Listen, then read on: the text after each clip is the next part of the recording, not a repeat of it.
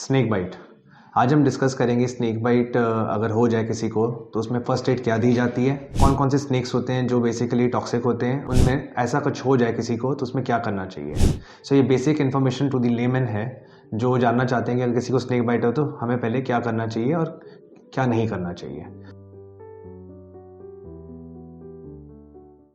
मैं हूं doctor Nitin Saluja, founder and physician at Siddha clinic Gurgaon. तो आज हम बात करेंगे स्नेक बाइट की।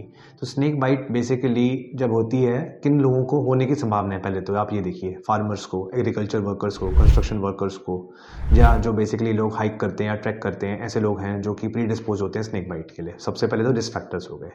वैसे तो अगर आप देखेंगे तो स्नेक बाइट, अगर आप स्नेक को ना तंग करें, तो जब स्नेक को तंग नहीं करते हैं तो नॉर्मली स्नेक बाइट नहीं करता until you irritate a snake.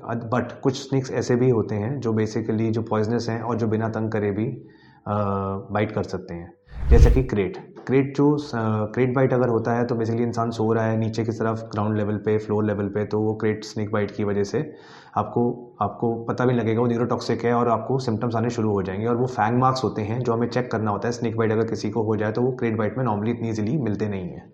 तो अब किस टाइप के जो स्नेक्स हैं पॉइजनस हैं, बेसिकली इंडिया में जो हम देखते हैं कि 4 स्नेक्स हैं बेसिकली। कोबरा है, सॉ स्केल्ड वाइपर है, रसल वाइपर है और अपना क्रेट बाइट है।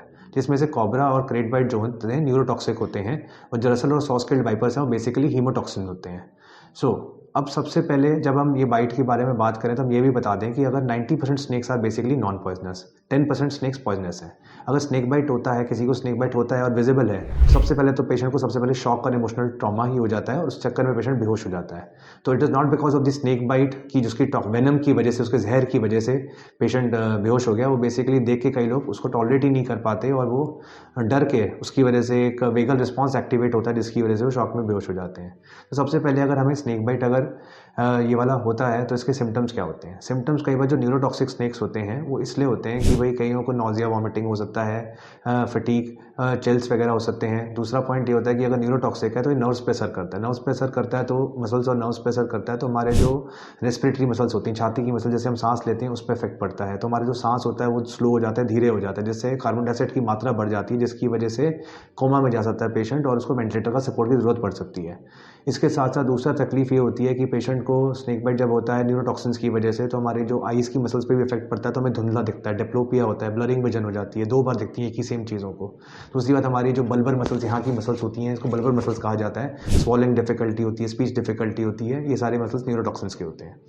तो दूसरी पॉइंट ये होती है कि जो कुछ स्नेक बाइट्स ऐसी होती हैं, ये तो क्रेट और कोबरा बाइट की बात हो गई। अब दूसरी जो स्नेक के जो हमारे सिम्टम्स होते हैं, जैसे वो होता है कि लोकल साइट पे कोई रिएक्शन हो जाए, ब्लीडिंग हो जाए, स्वेलिंग हो जाए, बहुत ज़बरदस्त लोकल साइट रिएक्शन होता है स्नेक बाइट के साथ, तो इनका भी हमें अलग से ध्यान देना पड़ता है इन सिम्टम्स के ऊपर भी। ये तो हो गए सिम्टम्स की बात। आपको बताइए स्नेक किस प्रकार के होते हैं।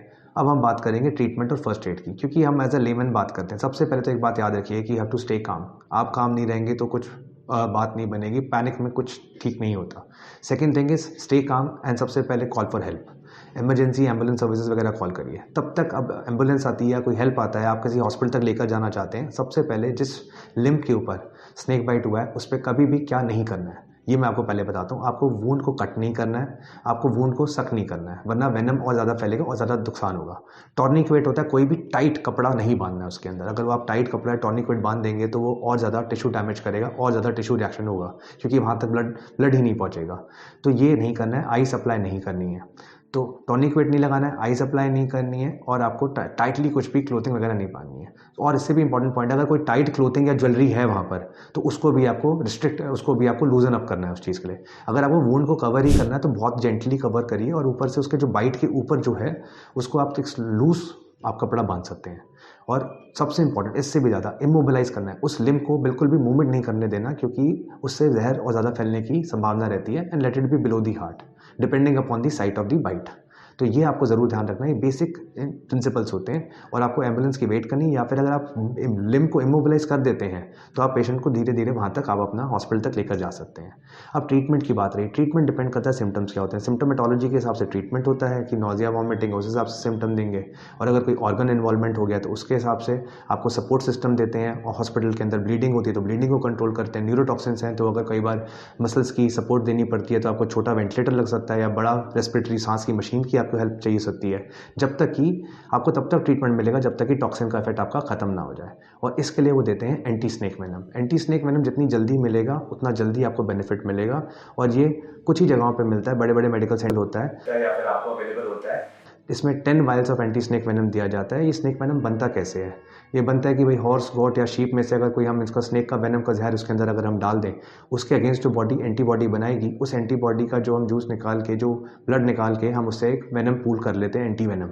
और ये एंटी वेनम फिर हम ह्यूमंस में इंजेक्ट करते हैं। इसके साथ कई बार रिएक्शन भी हो जाते हैं, बट उसको कंट्रोल करने के लिए डॉक्टर्स को पता होता है कि क्या करना होता है। सो ये थी सारी चीज़ें, हम सबसे क्रक्स है पूरा स्नेक बाइट का, ये बेसिक्स हैं। आपको इन सब चीज़ों के बारे में आइडिया होना चाहिए कि क्या करना है क्या नहीं करना, that is more important for you. बाकी आप अपना हेल्प के लिए वेट करें, और अगर आपको स्नेक बाइट से रिलेटेड कोई भी क्वेश्चन पूछने हैं तो आप कमेंट सेक्शन में आप उनसे पूछ सकते हैं। Thank you.